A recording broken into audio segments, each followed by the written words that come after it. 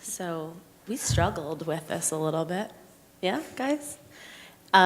Because we had some people who, we started open with a very liberal house, lots of easy access to the backyard, to the front porch, to the outside, to the front door. And then what happens? Someone strolls out.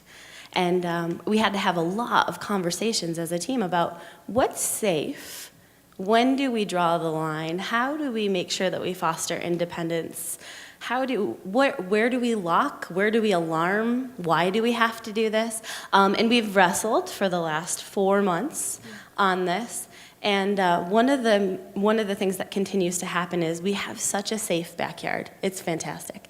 So because we're in New York and it's beautiful weather right now, it's also a relatively safe climate for us to test and see how people can access the outside and what happens when they're out there and how do we see them and keep them safe but also foster their independence and autonomy.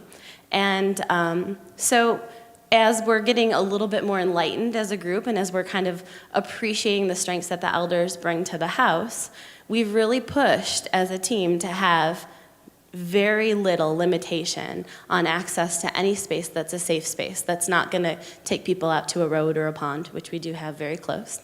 And what's happened is we've started to see people who are going out to do things that, go figure, you and I might do. So Webb, fantastic man, living with dementia, advanced dementia in one of our homes, is an avid birdsman. His wife and his daughter have hooked him up with like 8 bird feeders, every single one of which he monitors. And Mimi was telling me yesterday, Webb, he'll give you the lowdown on the bird activity in the house if you care, even if you don't maybe. And he'll invite you in his room and he'll say, come in here, come sit, let's watch this red bird out here. See that blue one over there? There was a yellow one earlier. So he's kind of keeping track of the different bird activities. And then he notices that the bird feeder gets low.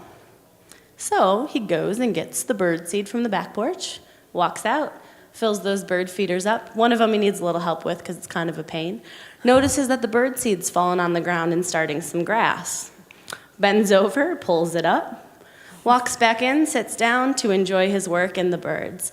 Access to outside, hands down, has been the things our elders have really responded to well. We had a community party there at the house, and we invited all the neighbors. It was cool.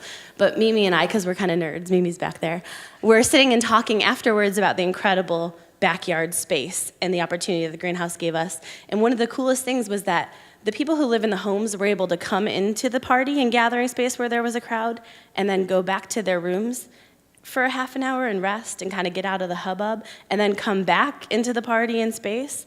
And that could never happen in a 14-story building. It just can't. It takes too long. The elevators are too slow.